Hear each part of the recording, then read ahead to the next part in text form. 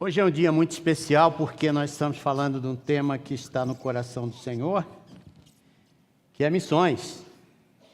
Eu estou trazendo aqui uma pessoa para te apresentar, é a Camila. A Camila voltou do navio, você vai ver a foto desse navio aqui na frente.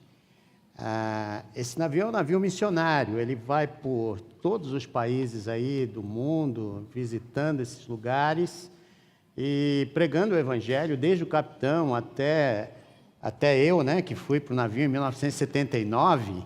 O meu era o mais velho, esse navio é novo, muito bonito. Mas, Camila, diz para a gente, o que levou você a tomar essa decisão de deixar uma carreira promissora que você tinha para servir a Deus dentro de um navio, com pessoas de quantos países? São pessoas de mais de 60 países dentro do navio. São 400 membros de mais de 60 países. Ou uma igreja, né? Então, diz pra gente, o que leva você a tomar uma decisão dessa? O que leva uma pessoa, né, a tomar uma decisão dessa?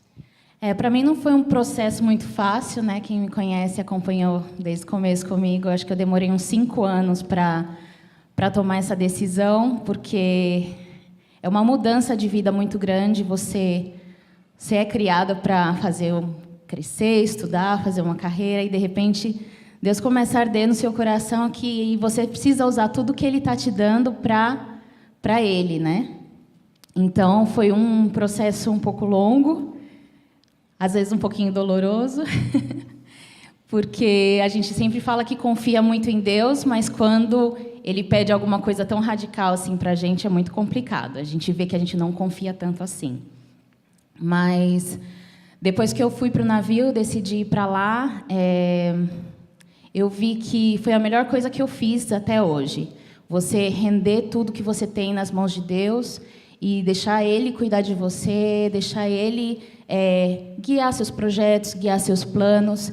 E eu tive o privilégio, hoje eu me vejo, saí de lá, fiquei 2 anos e meio, saí com o coração cheio de gratidão. Eu acho que essa é a primeira palavra que vem no meu coração, é gratidão, por Deus ter me permitido viver tudo isso. As coisas que eu vi, a forma como Ele tem trabalhado no mundo. Deus, Ele não para nem um minuto. Ele tá fazendo coisas incríveis no mundo, e Ele me deu a oportunidade de ver um pouquinho do que Ele está fazendo e de me usar também. Muitas vezes a gente acha que a gente não está pronto, que a gente não é capaz disso, mas Deus pode usar cada um de nós de tantas formas diferentes. Eu pude ver, não só na minha vida, mas na vida de mais de 400 pessoas dentro do navio. Então, é muita história para contar. Acho que 5 minutos é pouco. Eu sei que o pessoal deve estar curioso. Como é que é o dia a dia dentro do navio daquele ali? A gente tem um trabalho normal lá dentro, né? Tem vários departamentos. Na verdade, o navio ele é uma igreja. Ele é uma igreja de 400 membros. Só que uma igreja muito ativa. Então, você tem um trabalho normal lá dentro, tem gente que trabalha na limpeza, tem gente que trabalha na sala de máquinas, tem gente que é marinheiro, cada um faz uma coisa lá. E você tem um dia de ministério, só que é como se fosse uma engrenagem. Então, todos os dias, mesmo que você esteja trabalhando dentro do navio, tem uma equipe de 30, 40 pessoas indo para fora para fazer algum ministério, ou mais de 13 mil pessoas vindo para dentro do barco para ouvir de Jesus. Então, é uma engrenagem muito legal, o navio está chegando logo, e eu quero incentivar todo mundo aí, porque é muito bacana ver como uma igreja de 400 membros, que, na verdade, é uma igreja que no Brasil a gente acha muito fácil, uma igreja de 400 membros, mas muito ativa. Então, eu aprendi muito lá nesse tempo. Camila, muito obrigado. Qualquer um pode ir? Desse pessoal que está sentado? Acima de 18 anos, qualquer um pode ir. Pode ir famílias, com filhos, se você tem uma profissão, tem oportunidades lá dentro. A cada 6 meses sai um grupo, entra um grupo novo, tem escola para as crianças, tem casais mais velhos que já estão aposentados servindo lá também. Então, é para todo mundo. Muito obrigado, Camila. Que Deus te abençoe muito. Camila vai estar conosco aqui, trabalhando. Ela consegue montar projetos, eventos especiais. Isso ela fez durante o tempo lá no navio e fez um curso também para trabalhar com áreas sociais carentes. E eu tenho certeza que ela vai ser muito útil aqui no Hands in Action e tantas outras áreas que nós temos. Deus te abençoe, Camila. Obrigada. Bom dia. Vamos dar uma salva de palmas para essa menina.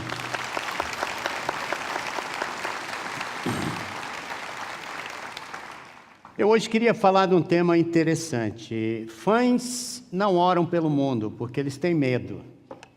Você sabe que se você começa a orar, Deus vai falar com você. Então, o fã, ele quer a zona do conforto. Ele não ora pelo mundo porque ele sabe perfeitamente o que isso significa.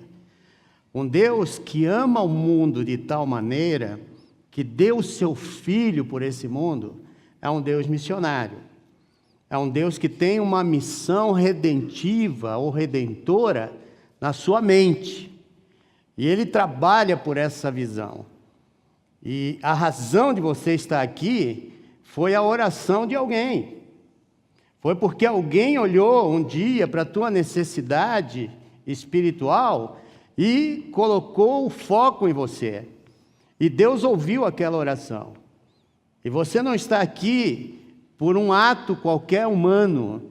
É um ato espiritual, sobrenatural, tem a ver com o Espírito Santo de Deus, que encontrou você porque alguém orou por você. Nós queremos ser uma igreja de discípulos que oram pelo mundo, porque o mundo, você está dentro do mundo, o lugar que você vive faz parte do mundo, e quando você ora pelo mundo, você está orando por você. Você está orando para que Deus abençoe essa terra em que teus pés estão pisando. Você está orando para que Deus olhe para aquele lugar com a sua misericórdia e possa fazer uma diferença. Irmãos, talvez a razão do nosso país estar na situação que esteja pode ser a falta de oração e um pouco de oração dos poucos. Porque nós precisamos orar para que Deus traga à luz a situação do nosso país, porque isso é a missão da igreja. A missão da igreja é orar pelo mundo, é fazer aquilo que Jesus fez. Jesus, quando ele orava, ele pensava em você. Lá atrás ele já pensava na gente sentado aqui essa manhã, cantando esses hinos maravilhosos, falando dessas coisas lindas. E eu queria te chamar a atenção a uma reflexão que eu gostaria de trazer essa manhã, simples da palavra de Deus para o nosso coração. Abra sua Bíblia em João capítulo 17, verso 20 a 26. É uma oração que Jesus está tendo com os seus discípulos. Ele faz, na verdade, uma oração para os discípulos dele, e não somente aqueles que estavam naquele momento com ele.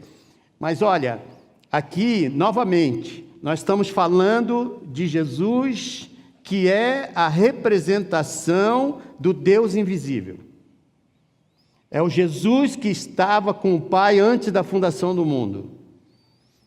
É importante eu dizer isso, é importante enfatizar isso, porque não é uma oração somente, uma oração humana que nós fazemos no momento de necessidade.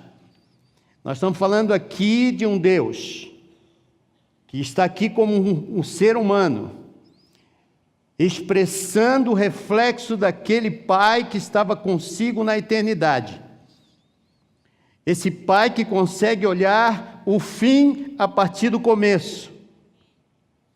Esse Deus maravilhoso que está conosco aqui, que esteve no passado e estará lá no futuro. É esse Deus que está orando para os seus discípulos e por aqueles que viriam na história, que ele nem sabe aqui nesse momento quem são, mas na sua presciência, na sua onisciência, ele consegue ver o futuro. Esse é o Deus que está orando aqui pelos seus discípulos, o próprio Cristo. Irmãos, eu gostaria de estar lá. Eu gostaria de estar naquele lugar, com os discípulos ali, ouvindo o que Jesus está dizendo aqui. Capítulo 17 de João, verso 20 a 26. Minha oração não é apenas por eles. Rogo também por aqueles que crerão em mim. Olha o que Jesus está dizendo. Por meio da mensagem deles. Para que todos sejam um. Pai, como tu estás em mim e eu em ti, que eles também estejam em nós, para que o mundo creia que tu me enviaste. Dê-lhes a glória que me deste, para que eles sejam um, assim como nós somos um. Eu neles e tu em mim, que eles sejam levados à plena unidade, para que o mundo saiba que tu me enviaste e os amaste como igualmente me amaste.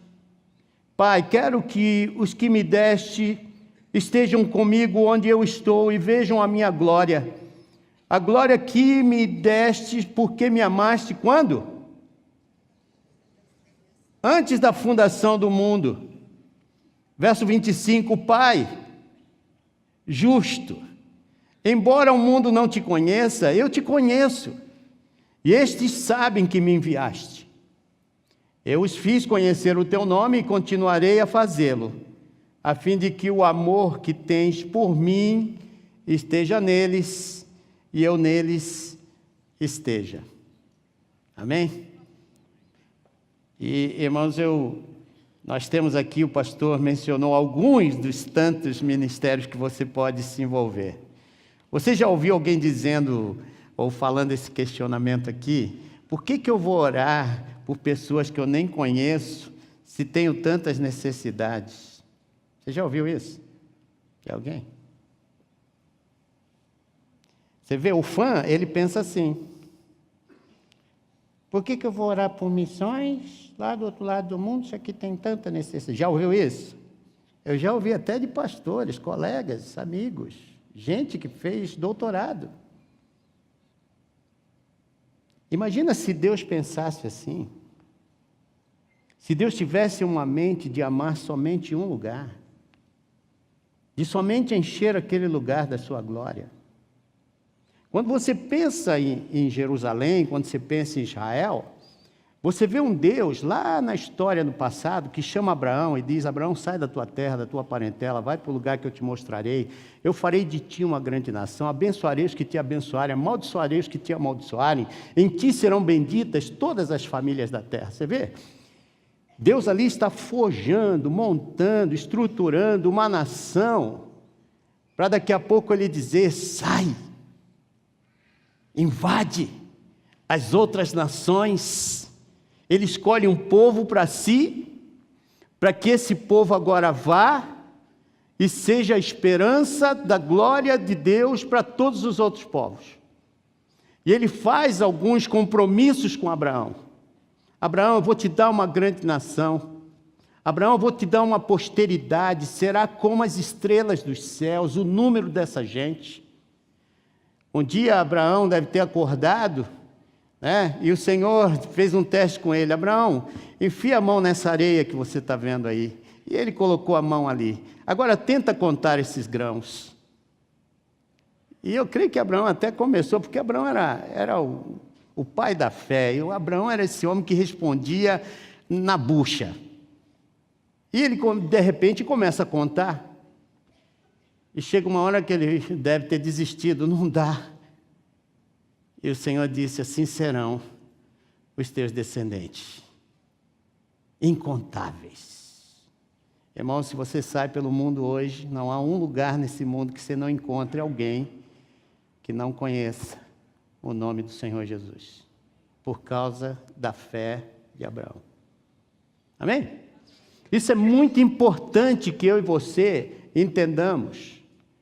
Que esse Deus, o qual nos pede, o próprio Jesus que está dizendo para os seus discípulos oram, discípulos são destemidos, discípulos eles conseguem ver transformação aonde eles estão, porque eles estão baseados na oração do próprio Pai, e Jesus está orando por eles, não somente por eles. Eu não oro somente por eles, eu não rogo somente por eles, é o que o Senhor está dizendo. Não é por esses 11 apenas, mas por aqueles que virão, aqueles que crerão, aqueles discípulos que vão olhar para a minha palavra, porque só há uma palavra, só há uma mente, só há um espírito.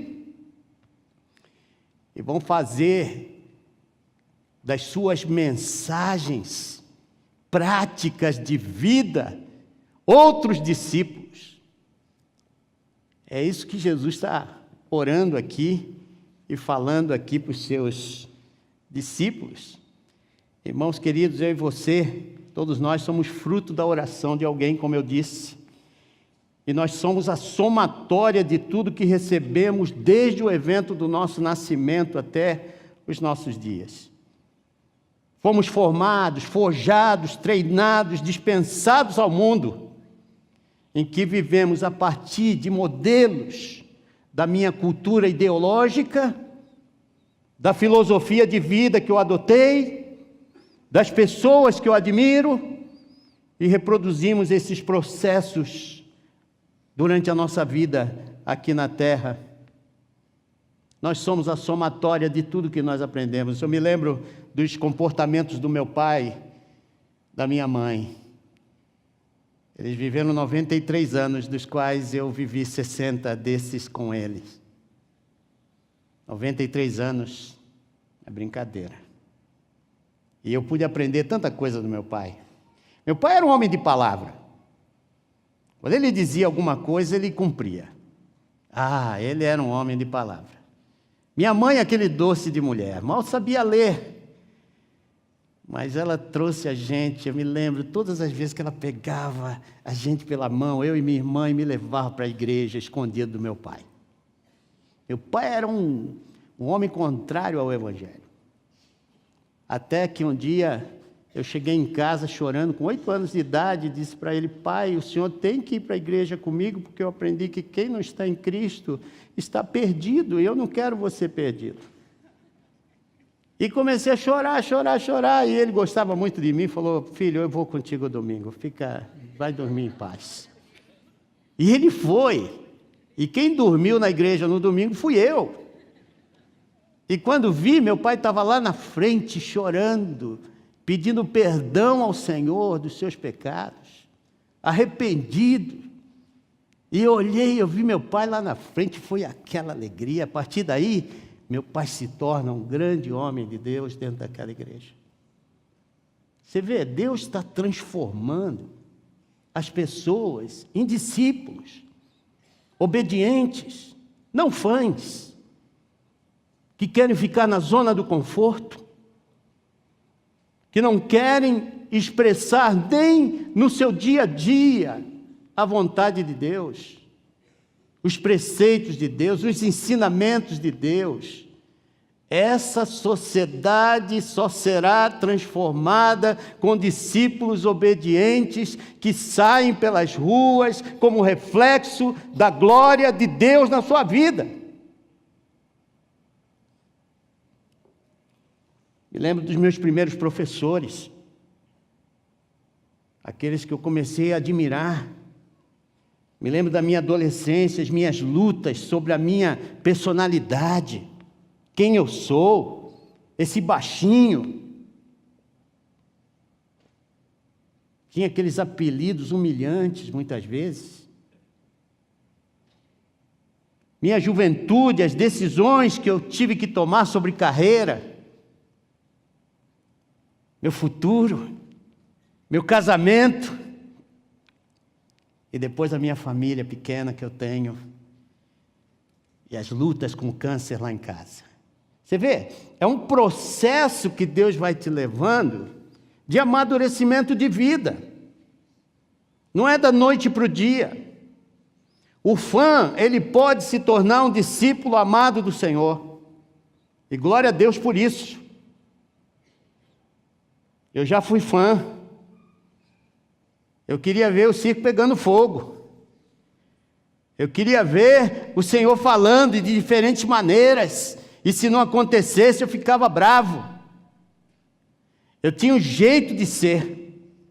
Tudo que somos e fazemos na vida depende, meus queridos irmãos, da minha formação espiritual e da minha formação humana. Se humana apenas, como é o caso do mundo, nós vamos ser levados a ter uma atitude de fã, não de compromisso com Deus.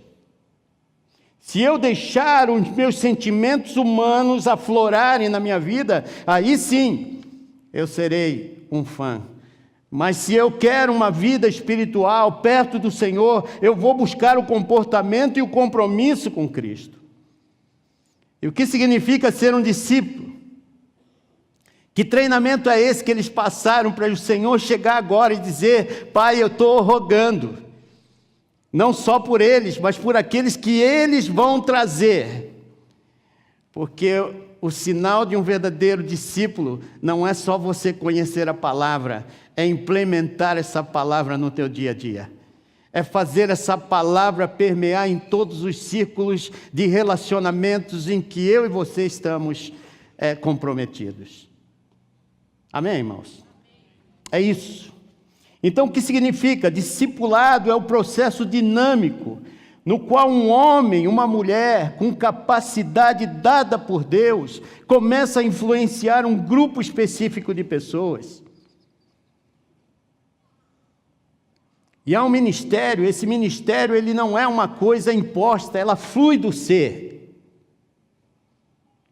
Não é algo que vem de fora. Você pode sentar e aprender um bocado de coisa, mas se isso não estiver lá dentro, enraizado, e comece a fluir pelos poros dos teus olhos, da tua alma, aquilo não vai ser nada. É interessante que, quando Jesus está orando por eles, Ele está orando por amor, está orando por unidade. Se há uma forma de você mostrar ao mundo que Jesus é o Senhor, é pela unidade dos cristãos. E essa unidade não acontece sem amor, sem você se doar, sem você deixar aquela coisa do egoísmo para dizer: Senhor, me usa, me faz instrumento, Senhor. Deixa eu tocar aquele que não é amado. Deixa eu amar de uma maneira que as pessoas sejam transformadas pela prática do meu amor. Porque Jesus era isso. E quando Jesus está orando, Ele está orando por unidade. Jesus está dizendo também aqui na oração dele, um dos pedidos do Senhor na oração, eu dividi em 4 pedidos. Um deles é por unidade. Deus, que eles sejam um, assim como eu e tu somos um. Você vê, a unidade que nós temos no corpo de Cristo não é uma unidade qualquer, é a unidade da presença do Espírito em nossas vidas. É o que me faz o tempo todo me arrepender de uma atitude incorreta com meu irmão. É o que me faz constantemente me arrepender lá em casa quando as coisas não estão bem. É o que me faz dobrar os meus joelhos na presença do Senhor e saber que Ele tem razão, eu não. Ele é Deus e eu sou servo. Os discípulos estavam aprendendo tudo isso. Uma das últimas reuniões do Senhor antes de ir para a cruz com os discípulos estão pensando quem vai ser o maior no reino. Você vê, o fã, ele está constantemente pensando em posição. Ele lida com as pessoas a partir daquele adestramento que recebeu. Ele lida com as pessoas a partir do poder que eu tenho da minha posição. Jesus aqui está tratando com eles naquela última reunião antes da Páscoa e lava os pés daqueles homens. E vai dizer: vocês vão ter que trabalhar dessa forma, lavando os pés das pessoas, porque o Senhor não veio para ser servido, mas para servir. Você vê, queridos? Quando o Senhor fala, eu oro para que sejam um, é porque a glória de Deus está sobre nós. A mesma glória que o Pai deu ao Filho, o Filho dá a todos nós que um dia dissemos: queremos te servir, queremos te seguir, queremos ser como tu, Senhor. Essa glória está sobre cada um de nós aqui presente.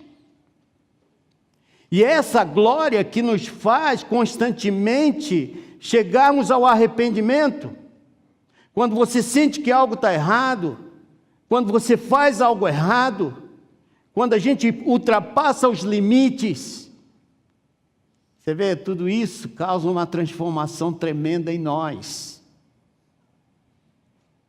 E se não tomarmos cuidado, irmãos, somos legalistas, porque a gente começa a aprender coisas de Deus, e cuidado só com informações. Você não pode vir na igreja, a mensagem foi gostosa essa manhã. A mensagem tem que fazer sentido no teu coração.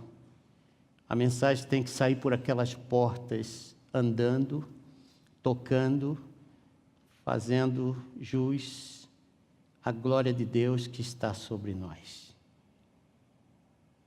Amém?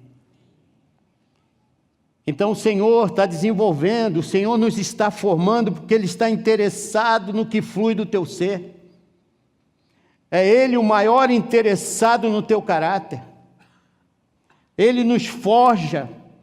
Os padrões e processos que Ele usa na minha e na sua vida são para deixar-nos melhores, para que a glória dEle seja vista. Olha a oração do Senhor. Não tem nada a ver conosco. É para que o mundo saiba que o Senhor enviou, que o Pai enviou Jesus Cristo a esse mundo para salvá-lo. Se a glória está em nós, se o Espírito está em você, é para que você seja transformado de dentro para fora, não de fora para dentro. Isso não tem a ver com dinheiro. Tem muito mais a ver com a relação de fé e trabalho, porque o teu trabalho é o campo onde Deus está te colocando para exercer a tua fé, e conforme você exerce a fé naquele lugar, as pessoas estão vendo a glória de Deus que está em vós, e elas estão vendo Jesus. E a salvação está se aproximando. E elas vão daqui a pouco te perguntar, que é isso que te faz ser essa pessoa que você é. Aquele que estuda você profundamente é o Senhor. Ele está preocupado com você. Amém? Então, queridos, o Dr. J. Robert Clinton, no livro de Making of a Leader, ele fala algumas coisas interessantes, que quando você vem ao Senhor, ele identificou aqui pelo menos 4 processos desse do Senhor te levar de fã a um discípulo bem ativo, né? Ele diz que primeiro, quando você vem para o Senhor, você não está entendendo nada, você vem para o Senhor achando até que vai mudar tudo. Aí vem aquele apelo, aceita Jesus e você vai ver tua vida melhorar. Alguns piora. Desculpa eu te dizer, tem uns que vão perder praticamente tudo. Eu conheço amigos meus na Índia, no Irã, no Iraque, que não podem nem sair de casa por causa do nome do Senhor Jesus. Então, há perdas e ganhos. O Senhor vai elaborar no teu caráter aí, porque Ele está trabalhando no caráter, para te fazer uma pessoa melhor. Então Ele vai edificar fundamentos soberanos. São os fundamentos que Ele tem, que vai trabalhar dentro do teu coração. E os processos são esses percalços que você tem.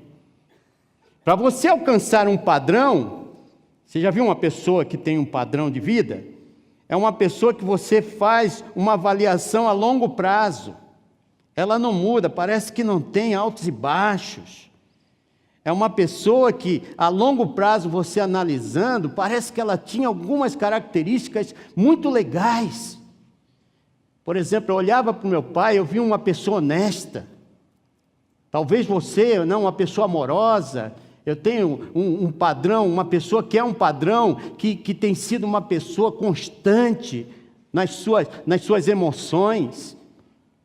Se você pensar aí quem é um padrão de vida para você, você vai trazer coisas que não tem nada a ver com administração, mas sim com caráter.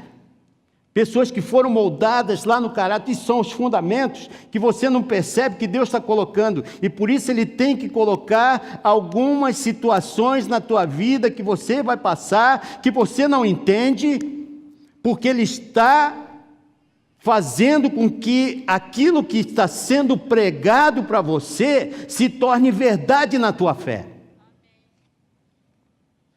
É o teste. Ele vai usar as características da tua personalidade, da personalidade dos outros, as boas e más experiências que você teve.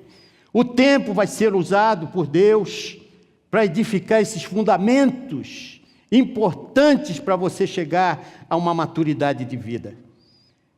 Vai haver aquele crescimento da vida íntima, e nessa fase de vida, a pessoa geralmente recebe algum tipo de treinamento, e você fica achando que esse treinamento vai te dar o poder para você ter determinadas posições, enquanto que o Senhor está trabalhando em você.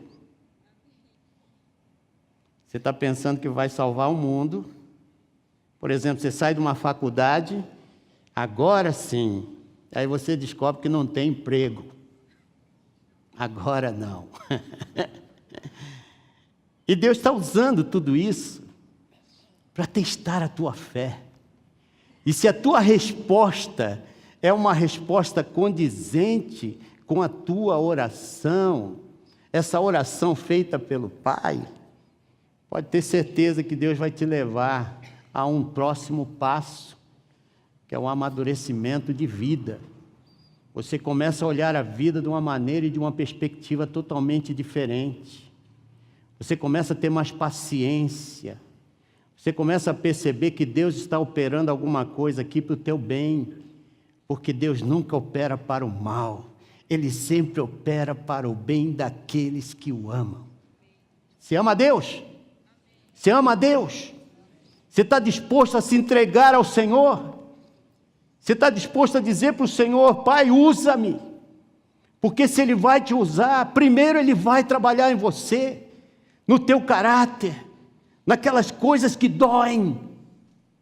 Quando o Senhor está orando aqui pelos seus discípulos, Ele está pensando nisso. Quando o Senhor está orando, Ele está vendo os percalços, Ele está vendo um mundo cheio de aflições. O Senhor está olhando aquilo que Satanás está produzindo nesse mundo, que vai de encontro à sua palavra, e que você vai ter que lidar com isso. E você só lida com isso se estiver amando com todo o coração a Deus e ao próximo, como a ti mesmo. A coisa maravilhosa aqui é que Deus está trabalhando em todos nós ao mesmo tempo nesse lugar. Tudo que você está passando tem a ver com um processo divino na tua vida. Deus quer usar você. Deus quer usar você. Isso eu tenho certeza, porque Ele está orando por nós aqui. Então, a oração de Jesus pelos discípulos. Isso aqui me reflete, irmãos, esse texto que eu escolhi como reflexão nesta manhã, e vou pregar à noite também. Ele mostra que Cristo está ocupado em dar as ferramentas necessárias de estrutura para a sua igreja futura. Que essa igreja seja reflexo do relacionamento da Trindade eterna. Se Jesus ora, os discípulos de Cristo deveriam orar também. Amém? Você está orando? Tem orado muito? Nos Estados Unidos fizeram uma pesquisa que a média que as pessoas estão orando são 5 minutos por semana. Será que estamos melhores, irmãos? Porque o discípulo de Cristo, ele ora. Ele ora porque ele sabe quem é o Deus que ele tem, o poder desse Deus, a presença desse Deus, que está consigo e está querendo fazer coisas que ninguém pode imaginar. Então eu gostaria que a gente refletisse nisso. Os fãs, eles buscam a Jesus por algum ganho. Os fãs, se oram, o fazem em busca de algo que não lhes custe sacrifício algum. Os fãs não oram para que os benefícios melhores sejam dados aos demais, e sim para eles.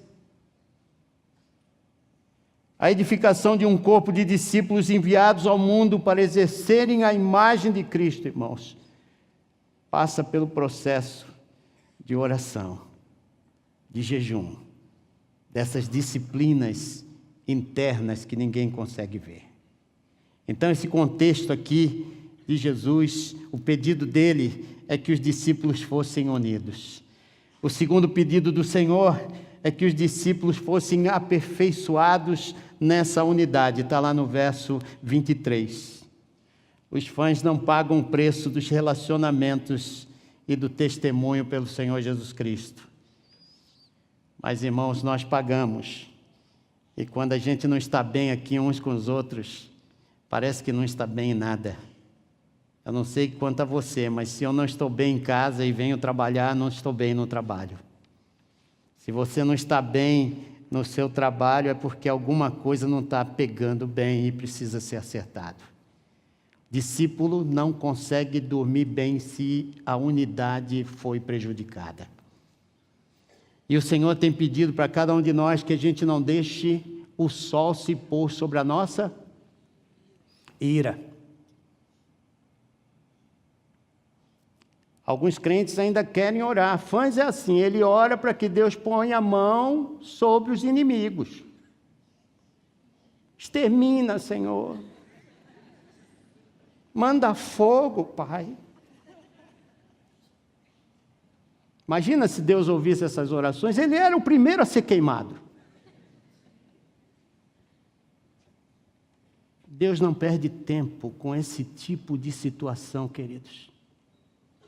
Deus quer que, se você tem algo contra o teu irmão, vá, resolva. Sente com ele, desgaste esse assunto, até que a coisa fique bonita e haja consenso. E os dois voltem para casa em paz. Essa paz, esse processo de você trabalhar a capacidade da unidade, é que transforma as outras pessoas. É que transforma o meu filho, quando vê um pai e uma mãe que se amam, que não quebra aquele relacionamento por nada. Você já viu que filho gosta de fazer um teste na justiça do pai e da mãe? Se a mãe não deixa, ele vai para o pai. Se o pai não deixa, ele vai para a mãe. Quem deixar, é ali que ele fica. E se isso se torna um hábito, acabou para você. Esse teu lar está dividido. Pai e mãe não se dividem. Pai e mãe devem estar juntos. Pai e mãe devem, ainda que errem, discutir o seu erro entre os dois. Essa é a unidade. No céu não há divisões. Quando o Senhor fala deles, a minha glória, é essa glória que Ele está dizendo. Não há divisão aqui em cima. Não há desacordo. O que o pai fala, o filho faz. O filho vai até as últimas consequências por amor ao pai. E o resultado disso, irmãos, é que o mundo ainda tem um equilíbrio pelo amor do pai ao filho e pelo amor do filho ao seu pai. E o Senhor tem nos dado o seu Espírito para que o mesmo amor abunde sobre aqueles que o buscam em espírito e em verdade. E o Senhor tem feito com que esse mesmo Espírito habite aqui entre nós. Se estamos juntos aqui sentados nessas cadeiras, um juntinho do outro, é porque o Espírito de Deus nos compele a mostrarmos ao mundo que a Igreja Batista do Morumbi é uma igreja de discípulos que amam a Deus e amam o próximo. E às vezes o próximo não está tão longe. Se nós amarmos os nossos próximos aqui, pode ter certeza que vai ser bem mais fácil amarmos aquelas crianças lá no Amazonas. Amarmos aquelas pessoas, adolescentes, jovens que estão caindo no tráfico das drogas nas nossas comunidades aqui ao redor. e talvez até dentro de algumas casas de irmãos aqui na nossa igreja. Se amarmos a Deus com todo o coração e ao próximo como a nós mesmos, irmãos, nós vamos ver Deus fazendo milagres a partir da nossa casa, até onde Ele colocar os nossos olhos. Porque Deus é amor. Porque Ele está orando por nós. Assim como Ele começou esse processo lá no passado, com os primeiros 11 discípulos. Eu oro, eu rogo, Senhor, não só por eles, mas por aqueles que ainda crerão em mim, que eles sejam um, assim como eu e tu somos um. Porque eu tenho dado para eles a minha glória, assim como tu me destes a tua glória. E o Senhor fala uma coisa interessante: Pai, eu quero que aqueles que tu me destes estejam comigo, para que vejam a glória que eu tinha contigo antes que o mundo fosse criado. Você vê? O Senhor está nos preparando para daqui a pouco, eternamente, vivermos com Ele e presenciarmos a glória que Ele tem com o Pai. A mesma glória que nós podemos experimentar entre nós e a partir de nós, mostrando a esse mundo que Jesus é o Filho do Deus vivo.